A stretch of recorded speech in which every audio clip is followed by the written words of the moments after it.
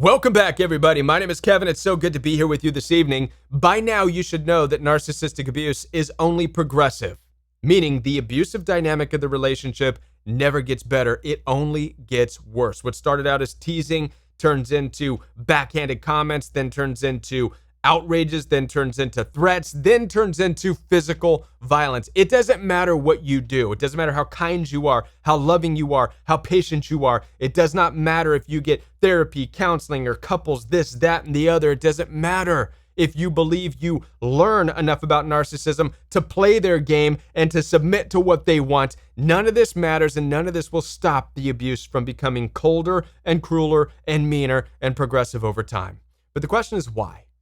Why, Kevin, are narcissists progressive in their abuse? Why do they become colder and crueler and meaner? Why is abuse progressive? After 10 years of coaching, I've come to two major realizations about the psychology of narcissistic people and why their abuse is so aggressively progressive, why it never slows down, why it never has an end, why it can only keep going more and more and more. And I'm going to share these two things with you. And by the end of this message, you're going to have a better understanding of what it is you're dealing with and the decision that you need to make to protect your sanity, your peace, and your life, and your purpose, and your calling. Let's get into this. My name is Kevin, and this is...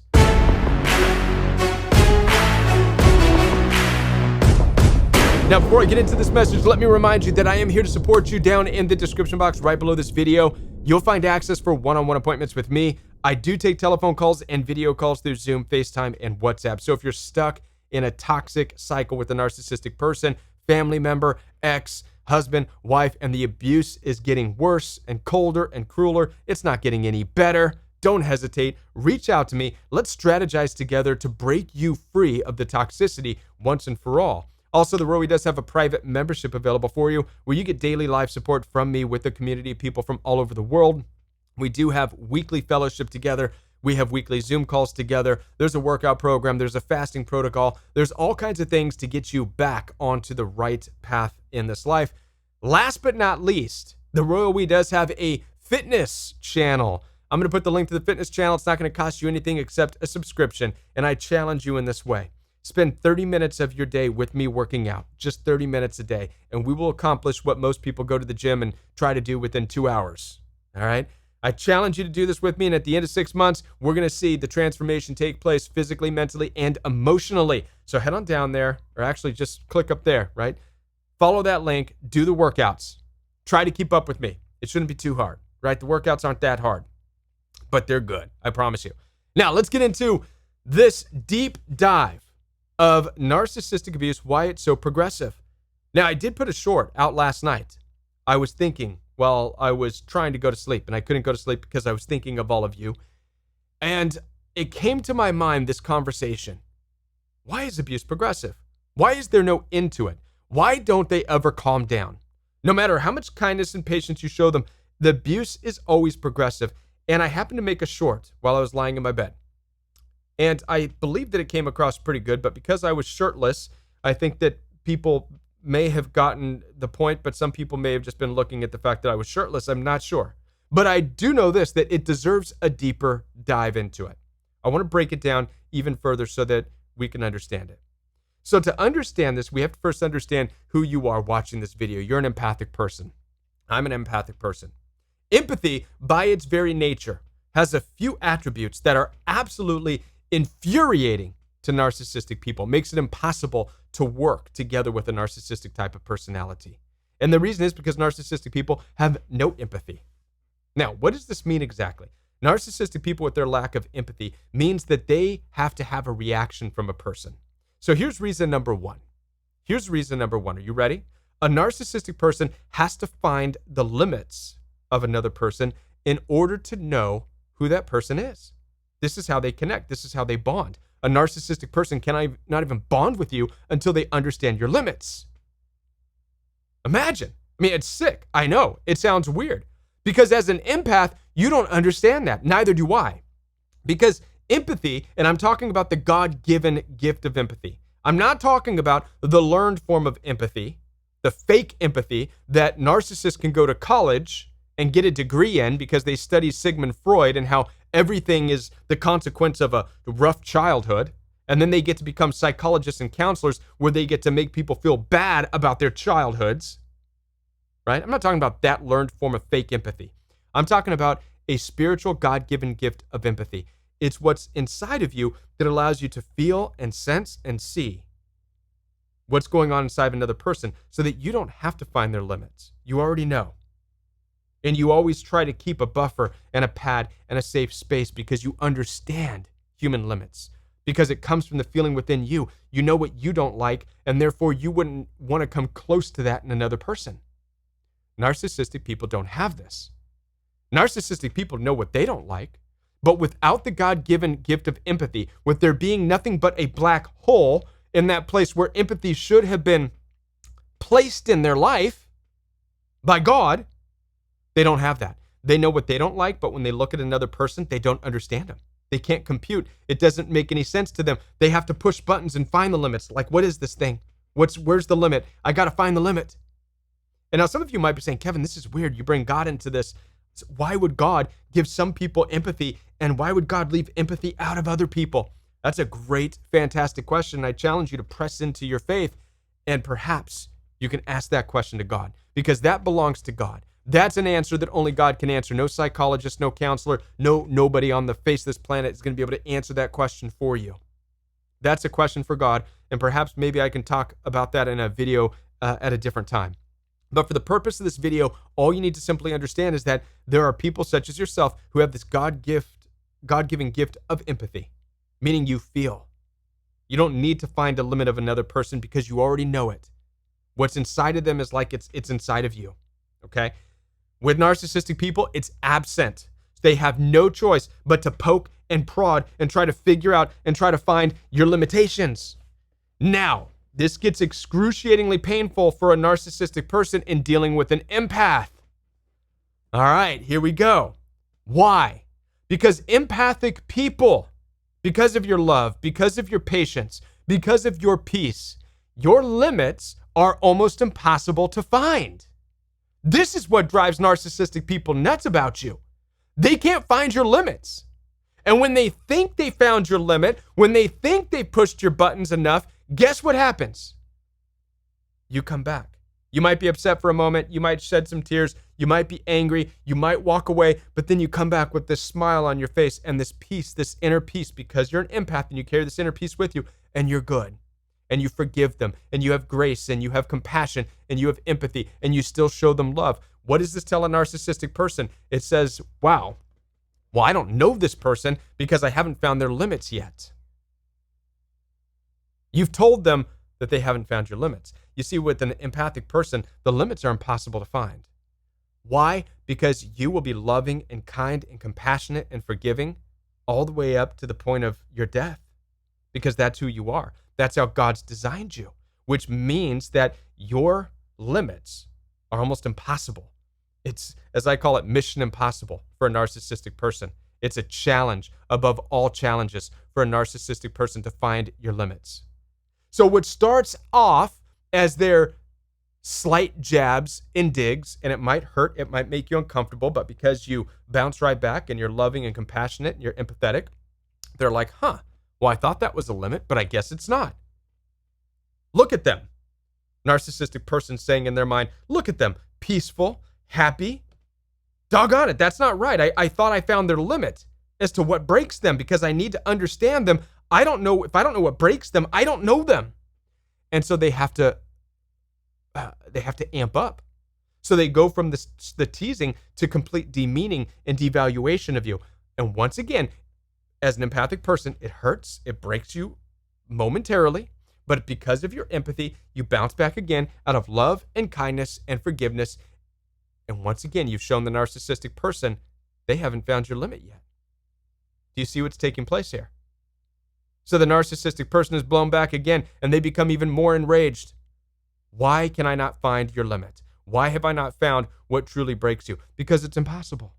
As an empathic person, nothing will break you until you're dead. That's how God designed you. And so the narcissistic person ramps it up again. Now they go into outrages and blowing up in your face and getting right within inches of your face, yelling and screaming, hoping this is going to be their limit. This is going to completely break them. And finally, I'm going to get to know them and I'm going to understand where their limits are. And so, sure, you may push them back, you may leave for a while, but then you come back with love, with smile on your face, with empathy, with compassion, giving, nurturing, and loving. And so once again, the narcissistic person's like, I have not found their limit yet. You see, I feel like you understand where I'm going. I don't need to give more examples. You can also see how this can progress all the way up to the end, all the way up to where a narcissistic person can act violently and put their hands on you, all in effort to find your limits. And now you're probably saying, Kevin, it still doesn't make sense. Why do they need to know my limits so badly? Because to a narcissistic person without empathy, again, this comes down to not having the gift of empathy. They do not know what a person is without knowing its limitations. That emptiness of empathy means they have to find the limit for them to even know what they're dealing with. That's all there is to it. If they cannot find the limits of this thing, then they don't even know what it is. It boggles their mind. It destroys them. It's like they're up against some power they can't understand and they're freaking out. Yes, you freak the narcissist out with your constant giving and loving and compassion and empathy and nurturing. They have to find your limits, and they will keep going all the way up until it kills you. So as an empathic person, understand this. You have by your very nature, you have a very high tolerance for pain. That's a part of empathy, meaning you don't have limitations. All right. If you're not careful and you don't know what boundaries are and you don't learn how to establish boundaries by your nature, you don't have limitations. You will always bounce back with love, kindness, empathy, compassion, which means in the hands of a narcissistic person, they have to keep trying your limits until they find it. So under principle number 1, or reason number 1 why narcissistic abuse is so progressive, it's simply because it's an impossible mission to find your limits. Only one of two things can happen. They're going to kill you, and then they'll be like, well, I found the limit, or you're going to leave for good. And then they'll know, well, I guess I found their limit. This is simply because of your empathy. So your God-given gift of empathy can never be with somebody who has zero empathy, because somebody with zero empathy can only experience human relationships through understanding a person's limits. An empathic person has no limits because of your empathy. Does this make sense to you? Not if you can understand this. This is why you can never be with an unempathetic. You can never be with somebody who has no empathy. Your greatest burden in this life is finding partnerships with people who have empathy, shared empathy. If you are with somebody who has a black hole by God's design where empathy should be, right? Then they will always be stuck. They will have the burden of finding your limits because they have to even understand you as a person. That's the only way narcissists experience the world, is through understanding the limits. Where's the limits of that? Where's the limits of that? They need the rules. They need the solid rules because they feel nothing from the inside. They need the hard facts, the hard rules. This is how they navigate life because they're blind. Imagine a blind person having to feel the walls, having to feel what's around them. That's what narcissistic people do. They have to touch, they have to experience, they have to get the reaction, they have to know what the limits are. And when you're an empathic person always showing up, you become limitless. And the narcissistic person is like walking blind and there's no wall, there's nothing for them to feel. So they keep going and they keep pressing into you and they become more abusive and they become more angry and they become more upset and they become more outraged, all the way up to the point of possibly killing you, all simply because they have nothing to stop them. They haven't found any limits yet within you. This is why you can never be with a narcissistic person, not intimately. You can work together with them at a job, perhaps in very minimal amounts of time, but never intimate, because they must find that wall within you. And as an empathic person, that wall doesn't exist. I know because I'm an empathic person. We don't have walls. We bounce back from everything. It's like that saying, what doesn't kill us makes us stronger. That's the empathic way. What doesn't kill us makes us stronger. When we're hurt, we bounce back with a smile on our face, ready to love again. That's the empath's way. This is the way. To a narcissistic person, it's like a never-ending. It's like a never-ending challenge of finding where the walls are. Like a blind person or somebody just walking in complete darkness, not knowing where they're at, having nothing to feel themselves on. That's how narcissistic people feel when they're with you. There's nothing to hold them up. It's a terrifying thing for a narcissistic person. So they must raise the abuse in order to know where that limit is. Now, the second reason, so that's reason number one, all right? Reason number one is because you as an empathic person are limitless. So narcissistic people have no choice but to find that limit. Reason number two, and I'm curious to know your comments, by the way. Put your comments down below. Right? Share with me your thoughts on this, whether you agree or disagree. Again, this is after 10 years of me coaching and having these realizations and having experienced narcissistic people. I believe I'm spot on about the black hole in their empathy. Right? They have no God-given empathy. That is something unique to you. Not everybody has it. Narcissists definitely don't have it, right? Reason number two, all right? This is kind of like reason number one. It rides on the coattails of reason number one.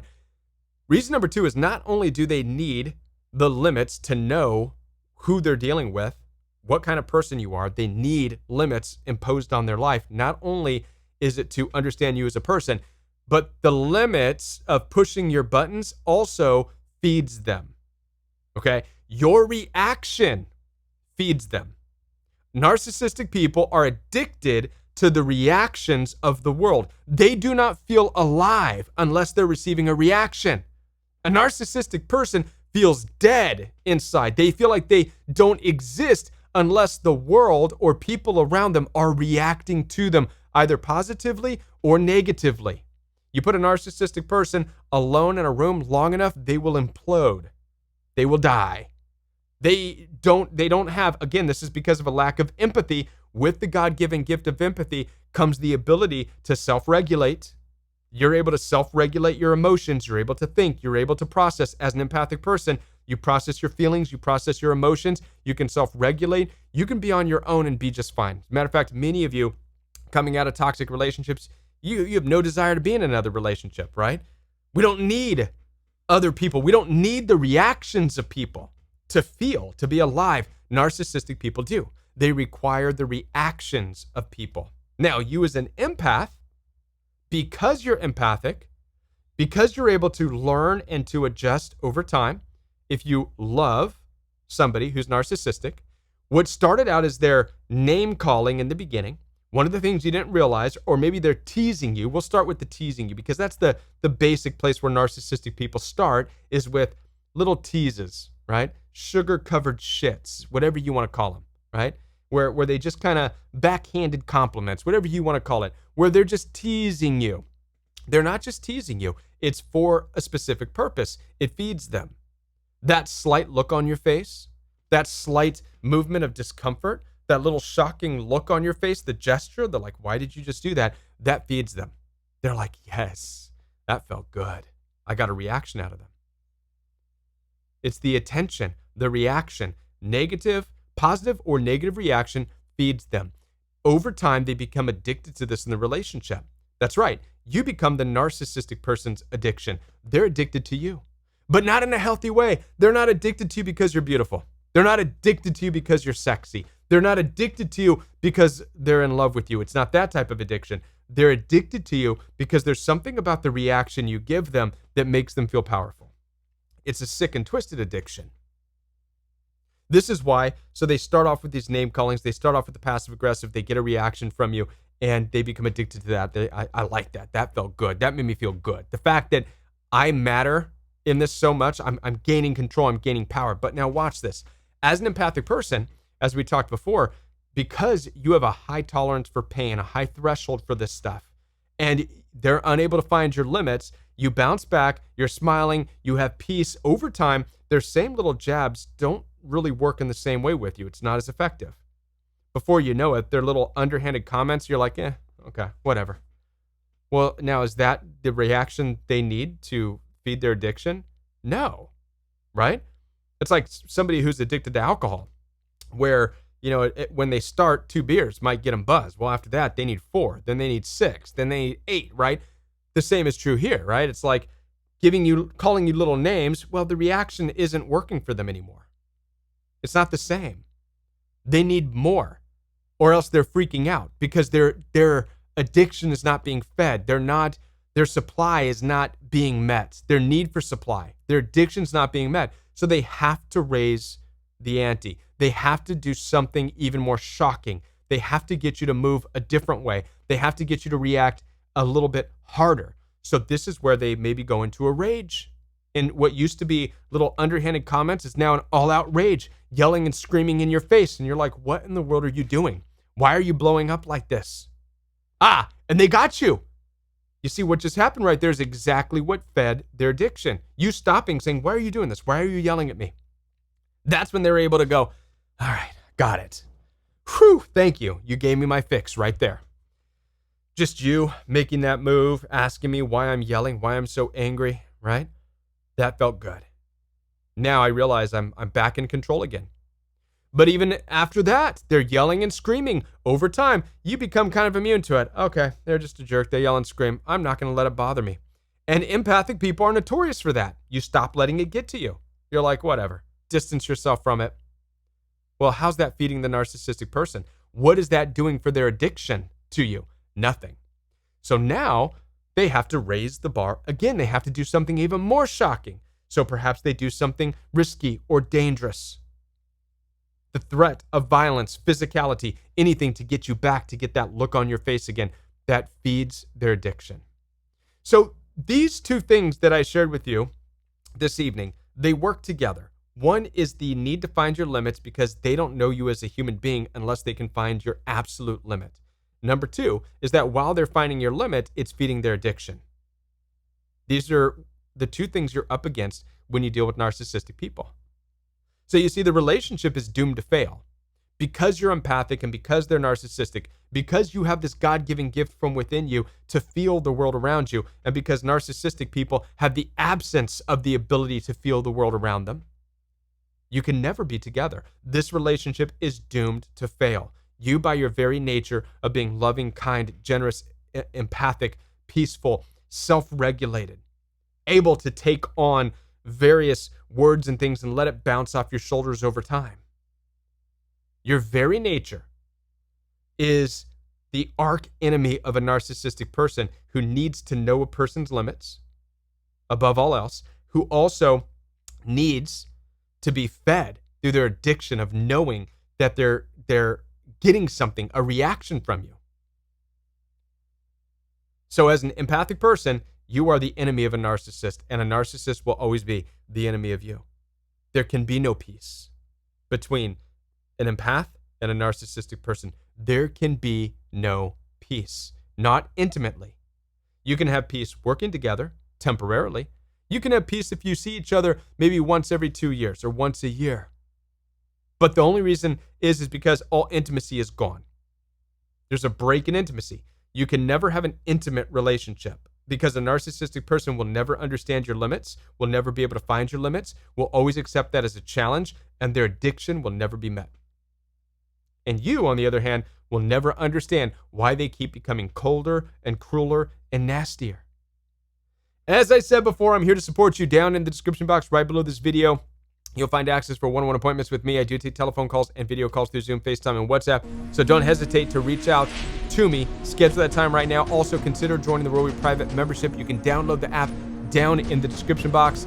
Be sure to share this video with somebody who needs to see it.